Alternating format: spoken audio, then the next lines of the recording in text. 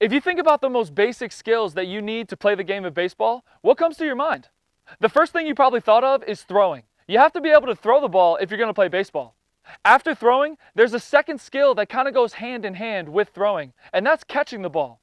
In today's Bullpen Bulletin, we're going back to the basics, and I'm giving you my top tips and advice on how to properly catch the baseball. We'll be going over 3 different types of catches: a normal routine catch, a running catch, and a diving catch.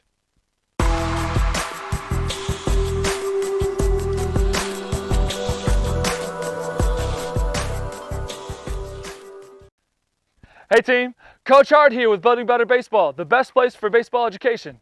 If we're meeting for the first time and this is your first video, I'd like to say it's awesome to have you and welcome to the team.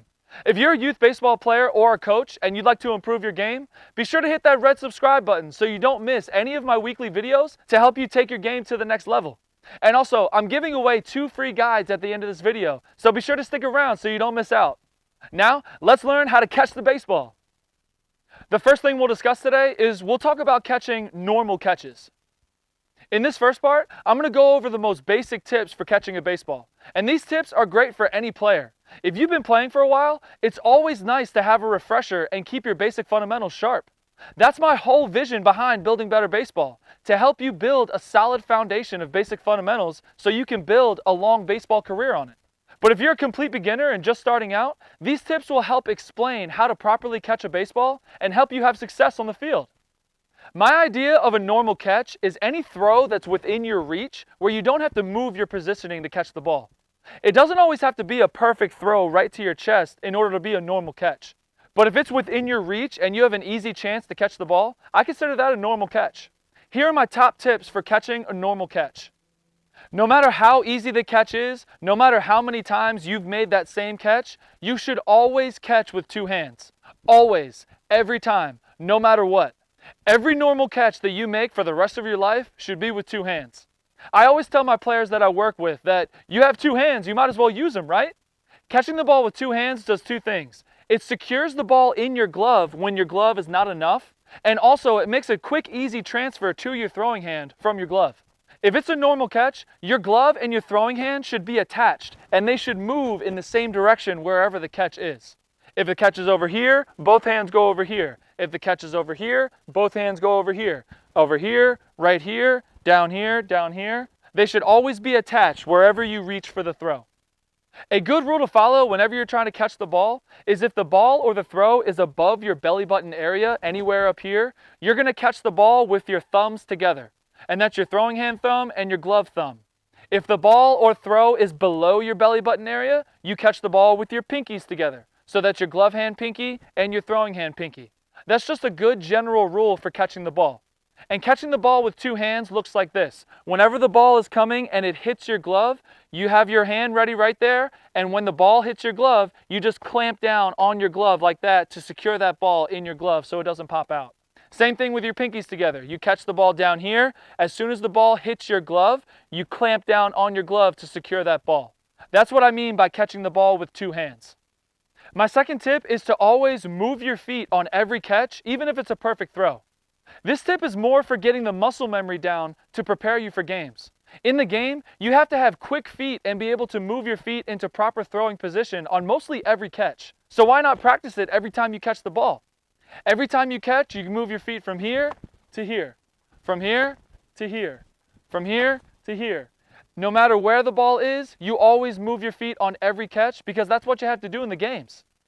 At the very least, you should move your feet from the catching position to your throwing position here, just like we just talked about. This consistent practice will really help you when you have to reach for a throw, because every time you reach for a catch, it's much quicker to reach out to your glove hand here, and as you're catching the ball, move your feet like that, rather than reaching out here, catching it, bringing it back here, and then moving your feet here. That's just too much time. It's much quicker if you're reaching it to move your feet to that location. So if I'm reaching the ball over here and the throw is over here, I'm going to reach out here and I'm going to move my feet here like this to that location as I'm catching the ball. So you have to make sure that every single throw that you catch, even if it's a perfect throw to your chest, practice moving your feet. Practice moving your feet. because in the game, you have to have quick feet and you have to move your feet on nearly every catch. So might as well practice it in practice and every single catch that you make. The second thing we'll talk about today is running catches or catching the ball on the run.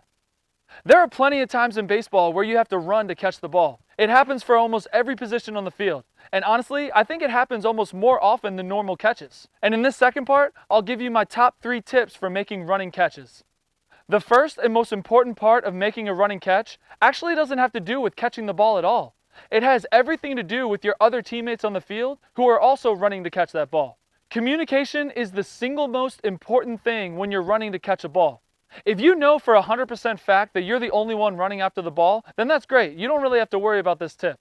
Like if you're in the outfield and you're running back to the corner where you know nobody is, then you don't have to worry about this. But if the ball is in the middle of you and another player, and there's even a chance that you could collide, you have to be loud, clear, and assertive in your call.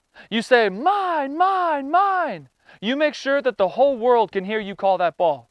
The worst thing that can happen is 2 players running full speed after a ball towards each other and they have a collision. That's a coach's worst nightmare. The second tip is to always make sure that you run with your glove tucked and both arms pumping. Which way do you run faster? With one arm up and one arm pumping, or both arms pumping?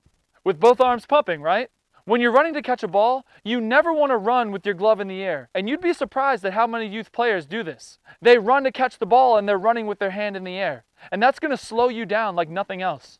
Make sure that you're running normally with both arms pumping like this. And when it comes time to catch the ball, you stick your glove out and you catch the ball at the last second. You will be much faster that way. Lastly, running catches are all about the angle to the ball. You're running to where the ball is landing, not where the ball is in the air. This takes a lot of practice and you'll have to see a lot of fly balls to get this idea down. I see a lot of young players who don't run to the spot, they run to where they see the ball at its highest point. I'm not saying it's easy, but when you're running to catch the ball, you have to run to the spot where the ball will land, and not where you see where the ball is in the air. Those are 2 very different locations. The third thing we'll discuss today are diving catches. Even though diving catches don't happen nearly as often as the first 2 catches that we talked about, they still happen, and there's a proper way to dive and catch the ball and be safe from injury. The most common types of injuries that happen on diving catches involve the arms, specifically the shoulder and the wrists. In these next 2 tips, we'll talk about how to prevent these injuries from happening. When you dive, you want to land squarely on your chest and your stomach area with your arms out in front and your head up. Your chest muscles are basically the biggest muscles in your upper body, and they make a great landing pad for your diving catch.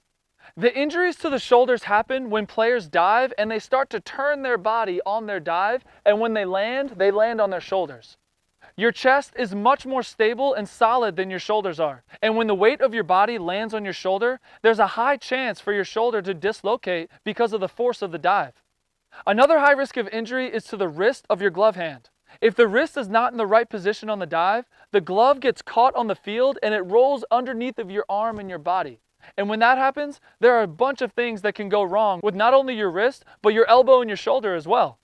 When you dive, you want to make sure that the glove palm is facing up with a stiff wrist, not facing downwards in any way with a bent wrist. When you land, no matter if it's a backhand or a forehand, you want to make sure that the tip of the glove is facing up, or at least parallel with the ground, facing this way. You don't want it to be pointing down in any way, because that's when it gets caught on the field and it rolls underneath of your body.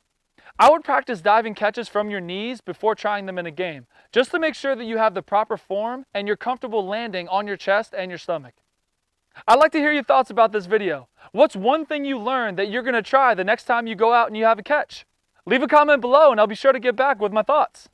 Now, it's time for the best part, the free guides. If you look down in the description area, you'll find my free baseball equipment sizing guide. This guide explains every piece of equipment that we use in baseball, and most importantly, if you've ever wondered what size bat or glove to get, this guide shows you exactly how to find your perfect size. There's also a free 2-hour practice plan for coaches who are looking for some help in making their practices more efficient. It has 2 practice blueprints and has everything you need for quality practices. Don't forget to grab your free guide down below. I know your time is valuable, so thank you for spending some of it with me today. I hope this video helped you understand that even though catching a baseball seems like a simple task, it's a common thing that can be overlooked and messed up. Make sure you always practice the little things every day to keep your fundamentals sharp. I'll catch you next week for another installment of the Bullpen Bulletin.